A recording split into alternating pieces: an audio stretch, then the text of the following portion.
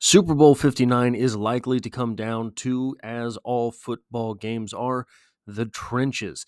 That is a very big question in this game, and I have a lot of sources. I have a lot of stuff to get to here, so we're going to get right into it. 9 pages of information here. In an article titled 5 Factors That Will Determine Super Bowl 59's Jalen Hurts Ceiling, Eagles versus Chiefs in the Trenches from NFL.com by Jeffrey Chadia, we get the following. Number 3, who wins the line of scrimmage? And the entry from Chadia reads as such. Both these teams rely on their defensive lines to create havoc, so the trenches will be an important place to look for indicators as to how this game will unfold. Kansas City's defensive front has elevated its play over the past few weeks, and especially so in the postseason. I will add that this is versus the pass, not the run. The Chiefs have fallen, giving up about 44 more yards per game, 45 more yards per game in the postseason, rushing than they did during the regular season. The article continues, the Chiefs tormented Houston quarterback C.J. Stroud with 8 sacks in the divisional round. Kansas City then stuffed the Bills on 3 crucial short yardage situations in the AFC title game, including a 2-point conversion attempt and a 4th-and-1 stop early in the fourth quarter. Buffalo had a strong shot at winning if those plays went in their favor. It said plenty about the Chiefs' toughness that they could bear down in those moments against a dominant offensive line. They will face a unit just as physical in the Super Bowl when the Eagles line up across from them. The more intriguing battle, however, will involve the Philadelphia defensive line taking on Kansas City. The Chiefs had to do some emergency shuffling toward the end of the season to shore up their left tackle spot, as All-Pro guard Joe Thuney moved to that position to create more stability.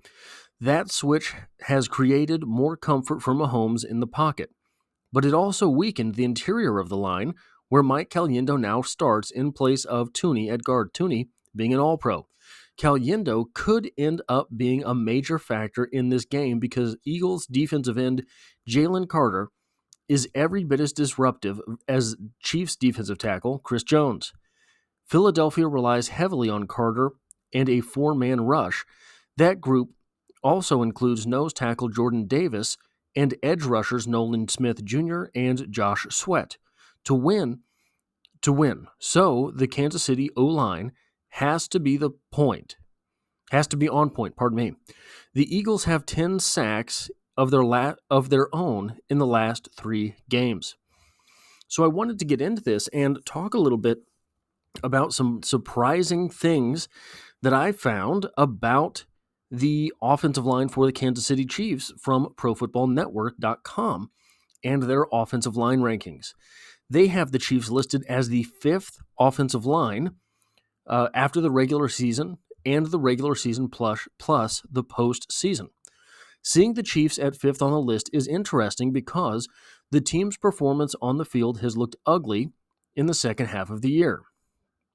The key to this ranking was a strong first half because the Chiefs have ranked 30th over the last 4 weeks and haven't graded above a C after scoring an A- against the Carolina Panthers in Week 12. The issue has been the left tackle because the other 4 positions have been excellent. The recent numbers emphasize just how important the blindside tackle is because despite quality numbers for the other 4 players on the line, the overall mark is a concern. Kansas City's line is anchored by one of the 2 premier trios in the NFL right now. Joe Thuney leads the interior pass blockers in win rate, now at left tackle. Creed Humphrey is 6th, and Trey Smith has been inside the top 20 at times this year but fell out in recent weeks. Thuney has been so good that the Chiefs even moved him to left tackle to try to solve the issues out there late in the season. In run blocking, Smith is inside the top 10 interior offensive line in terms of running back wide receiver. Run block win rate. Right tackle Juwan Taylor has also been doing his part, ranking 17th in pass block win rate. Overall, the Chiefs rank 7th in run RBYBC rush 1.01, and RBWR. That's a great indication of just how good the interior of the right side of the line especially have been this year. The pass block win numbers are largely pretty middling, except for ranking 8th in pass block win rate. Kansas City's numbers against the blitz are also good, ranking inside the top 10 for blitz, 5.4%, 7th, which is, in my opinion, largely due to Mahomes and his ability to win versus the blitz, and pressure rate, 37.3%, which is 9th. So you drop from 7th to 9th there. However, they are helped by having the 4th quickest time to throw, 2.4 seconds. The Chiefs' offensive line has contrasting numbers from the AFC Championship game. Having been one of the best run-blocking units in the divisional round, they were one of the worst in the entire playoffs this week with a .41 RBYBC rush per rush. Kareem Hunt and Isaiah Pacheco combined for 76 yards on 22 carries at an average of 3.5 yards per carry. This is, in my opinion, where Kareem Hunt will shine in the Super Bowl. Kareem Hunt is an expert at falling forward and picking up a couple yards where none are seemingly available. Their pass blocking was the better part of the Chiefs' game. They allowed just 29.4% pressure rate, an area they struggled in against the Texans. Their numbers against the blitz look great, with a 0% sack rate and a very respectable 40% pressure rate. But Mahomes helped them out by getting rid of the ball in 2.17 seconds on average. Ultimately, this was a disappointing performance from the Chiefs' line as a whole. The run game will be a concern against a very good Eagles front. Philadelphia's pass rush doesn't get pressure at a high rate, but it was better at getting to the quarterback than Buffalo was. The Super Bowl should be a test for this line that is still in a state of flux with Tooney at tackle. I will note that I don't think the Commanders I think that the Commanders are going to be worse on the offensive line than were the Buffalo Bills. So, and worse than the Chiefs will be. So I think that the rankings here are a little bit skewed by the fact that the Eagles did get to see the Commanders, who were a great overperformer despite more holes on their team than you would normally find in a championship game. They ranked the Philadelphia Eagles 12th. So 5th to 12th. They have the regular season grade for them at 81.1, which is a B-, and the regular season plus the postseason at an 80.2, which is 8th. This rank for the Philadelphia Eagles offensive line is a little unfair because it is influenced by their poor Week 18 showing when they rested their starting offensive line. So too did the Kansas City Chiefs. Still, the Chiefs and Bills both rested their starters and didn't slump through the rankings, so this also highlights the Eagles' strength of depth concerns. Philadelphia's offensive line was all over the map in the final few weeks of the regular season. They ranked 27th over the final 4 weeks with D+ grades against the Commanders and Steelers. When you combine those grades with an F against the Ravens, a C- against the Buccaneers, and a C against the Packers, there was certainly cause for concern. When you look at the Eagles' numbers, it's hard to imagine them as a top 10 unit. Their 40.6% pressure rate was the worst in the NFL. And I will add that they are going up against a Steve Spagnuolo defense that blitzes in multiple fashions and that blitzes with great precision. The article continues, and their 9.1% sack rate was the second worst, but they had the second longest time to throw at 3.17 seconds. Largely, in my opinion, that this is influenced by the fact that many teams are emphasizing run defense versus the Eagles. ESPN's PBWR has the Eagles as the 6th best offensive line, but their metric only looks at blocking for the first 2.5 seconds, so it doesn't paint the full picture. Their run blocking was also good without being exceptional. Philadelphia's offensive line clears the way for an average of 1.0 RBYBC per rush, 8th in the NFL, and was ranked 9th in RBWR. In terms of individual accolades, Lane Johnson finished 5th in the offensive tackle PBWR and RBWR. Jordan Mailata was 14th for pass blocking, and Cam Jurgens was 11th for interior offensive line pass blocking. There's no shortage of high-end talent, but their ranking doesn't match their potential. The Eagles head to the Super Bowl with 2 of the top 4 offensive line performances over the last 3 weeks. This one is even more impressive given they were dealing with injuries to Jurgens and Landon Dickerson. Both were able to play their roles, but neither was anywhere close to 100%.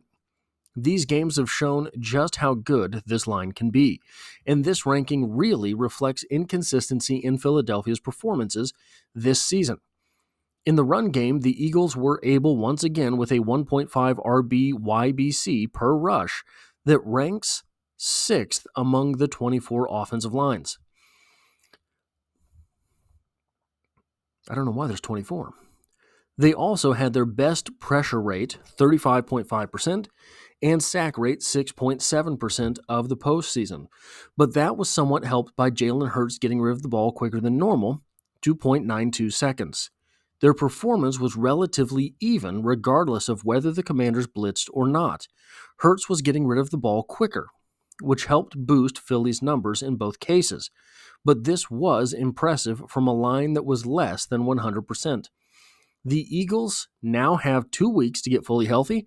In terms of single game impacts, not many lines can match this one. However, their numbers are often not helped by the quarterback, who has a tendency to hold onto the ball longer than anyone else. Only the Bears and Browns had higher sack rates in the regular season than the Eagles. Jalen Hurts can afford to hang on to the ball. Jalen Hurts is a very strong guy. If you don't believe me, look up his squat videos on YouTube, and you will see just that. Obviously, the questions along the offensive line for the Kansas City Chiefs will be Mike Caliendo at left guard. How does Joe Thuney hold up at left tackle? And what penalties come from that right tackle position? Jawan Taylor has been better than normal recently. If he's able to keep that up, then the Chiefs have a strong offensive line. Not perfect, not great, strong. Then we get into the defensive front 7 rankings. The defensive front 7 rankings again show the Kansas City Chiefs doing maybe stronger than you would expect and stronger than the Eagles. These have the Chiefs at a tie for 8 here with the Green Bay Packers, and the Eagles down at 13th. Going into this a little bit further, we have an explanation. The Chiefs' front 7 mostly returns intact. This article, I believe, was from October. So the full season not taken into account. The return of Charles Omenihu helps this, etc. And the unit played a key role in last year's Super Bowl. There's room for improvement against the run, as they made contact at or behind the line on just 37% of carries by running backs, the league's second worst rate. I don't know what this is now. Charles Omenihu is certainly a force versus the pass, but he is strong against the run. And if you're talking about a defensive end being able to set an edge, then Charles Omenihu is going to factor in strongly as well. The Eagles at 13th. The biggest drops for the Eagles came on the defensive side of the ball, as both the front 7 and secondary fell 10 spots from their positions last year. Philadelphia swapped out Hassan Reddick for Bryce Huff on the edge and hope the continued development of Jalen Carter and Jordan Davis can replace the retired Fletcher Cox. From StatMuse, we have the following defensive line rankings. You have the Eagles, and this is just defensive lines, not front sevens. The Eagles at 7th and the Chiefs down at 15th. Again, the Chiefs are returning. Obviously, their second strongest defensive end in Charles Omenihu late in the season, but also Charles Omenihu is a guy that makes the rest of the defensive line better. We saw, as previously stated, the Chiefs get stronger in the postseason, and that is a big reason why. Charles Omenihu is going to be a steadying force for the Chiefs' defensive line. The Chiefs' defensive line is continuing to meld with Charles Omenihu as a contributor, and the defensive line is, in my opinion, going to be a force to be reckoned with versus the pass when it comes to the pass. The big question is the running game. Will the Eagles be able to dominate along the offensive line and with the running game to the same effect that they were able to do during the regular season? I think that this is a very large question in this game, and something that we're going to see. Maybe it wasn't 9 pages. I don't know. We're going to see the continued evolution of the defensive line for the Kansas City Chiefs. Will Philadelphia be able to impose their will against the Chiefs? I don't think as strongly as they were during the run-up to this Super Bowl. Not as strongly as they were able to perform versus the rest of their schedule. I think Leo Chanel is going to play a very big role in this game. He seems to me to be the perfect solution as a spy against Jalen Hurts. And frankly, if you line up Leo Chanel in the A-gap, he's going to be able to make a difference in this game. Nick Bolton has at times taken questionable angles and pursuit in general this season. With an extra week to prepare for the Philadelphia Eagles, I think that gets hammered out. I think the Kansas City Chiefs in this game are going to be very competitive and are going to overperform versus what we have seen this season. This is not to say that everything will be magically fixed for the Chiefs' offensive line, or that the rush defense problems that we have seen develop over the past 2 weeks in particular will be null and void. I think obviously when you're going up against someone like Saquon Barkley, when you're going up against a quarterback that is as strong in the running game as Jalen Hurts, you're going to get bumps and bruises along the way. But I do not think so. Basically, I think what this comes down to is forces outside of the trenches. Saquon Barkley is a very, very good running back. Saquon Barkley is the best running back in the NFL. Is he going to be able to outweigh Patrick Mahomes for the Kansas City Chiefs? When you take into consideration that Patrick Mahomes for the Kansas City Chiefs is a force multiplier in that he is able to distribute the ball in the way that he is, that becomes something which makes your offensive line perform better. It becomes something which can nullify a pass rush, the pass rush from the Eagles. So you are hoping, as a Kansas City Chiefs fan, that the X factor of Mahomes versus the X factor of Saquon Barkley is won by Mahomes. Mahomes, as we have seen for years and years in a row now, is more of a runner in the postseason. Will he have the same lanes to be able to escape things upfield with his feet versus the Eagles that he has had thus far in the playoffs? The Eagles probably represent the most chaos-inducing defense that the Chiefs will have yet faced. Am I willing to say that they are going to be able to stop Mahomes from running the ball? I don't think so. I think that Mahomes and his ability to be deceptively fast, to be deceptively escapable, is going to be a very large portion of what helps the Kansas City Chiefs pull ahead in this game, keeping drives alive, knowing that there is no next week. Mahomes will tuck the ball and run more than we have seen him, maybe even in the playoffs in the past. If certain reads are not there, simply getting yards will keep the offense moving, will keep the offense accumulating first downs. And all Mahomes has to do is win 60 minutes of football. That is it at this point. There is no next week. There is no playoff run. It is one game for the hardware. That is where Mahomes shines. That is where Mahomes makes his best decisions. And that is where Mahomes is most capable of creating chaos as an offensive player for which the defense simply cannot account. That is all I have for this video. If you like or appreciate what it is that I do on the channel, hitting the like button really does help me out. If you find yourself here by chance but not design, the Chiefs are the only thing I talk about on this channel, dropping multiple videos every single week.